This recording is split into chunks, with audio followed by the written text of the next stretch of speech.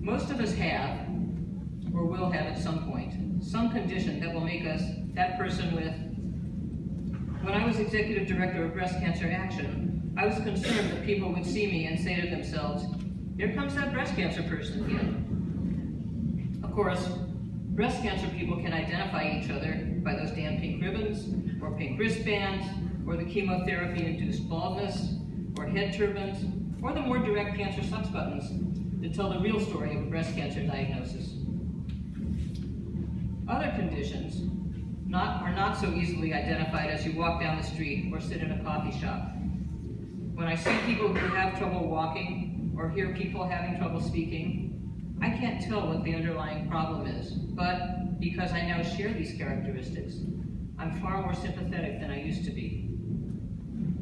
None of us wants to be identified as the illness we have.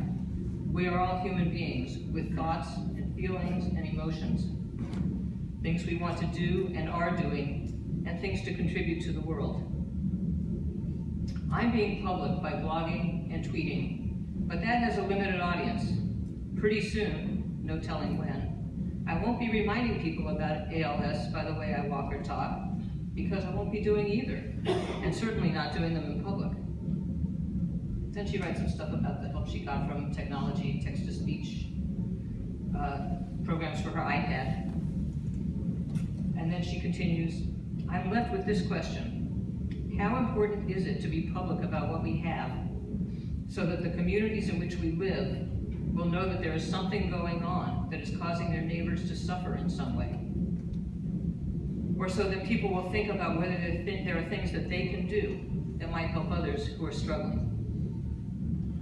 ALS, unlike breast cancer, is not a public disease because people who have it almost inevitably end up confined to their homes or to nursing homes. They don't go out, either because they can't physically manage to, or they are too self-conscious to be seen in such a compromised situation.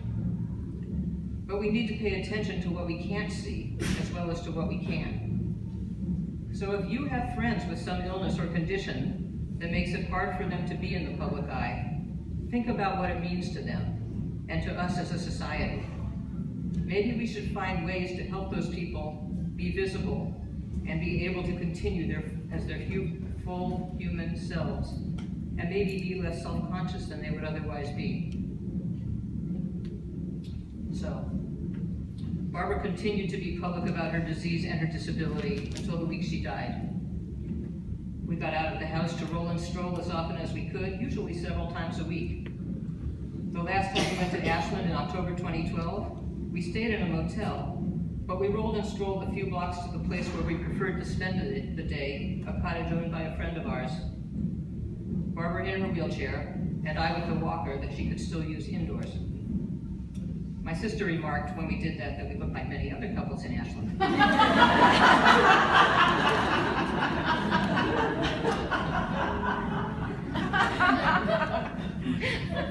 The last time we got out of the house was May 6th, and Barbara died on May 10th. I continue, even 3 years later, to think she was remarkable in how she lived those last 2.5 years of her life. And I was going to quote from one, or actually two, of her teachings at the Mendocino Coast Jewish community, where we attended high holiday services, when she in turn quoted Hamlet.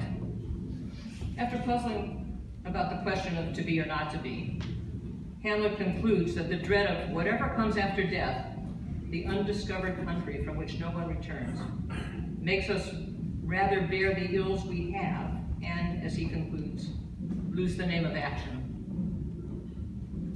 The full quote appears in the book, in, as I said, 2 places. No prize for finding them first. I think that Barbara never, even as she faced her own mortality, lost the name of action. In fact, on the day she died, she reminded me twice to pay the acupuncturist.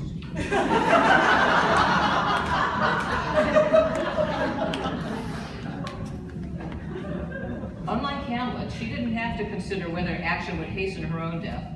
Rather, she knew it was coming in its own time. And even then, she didn't let that knowledge deter or discourage her from taking action and living as fully as she could until the very end.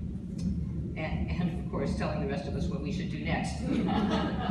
as Barbara Schulholm and Danny and the rest of the people at the University of Minnesota Press knew, that's what this book is all about.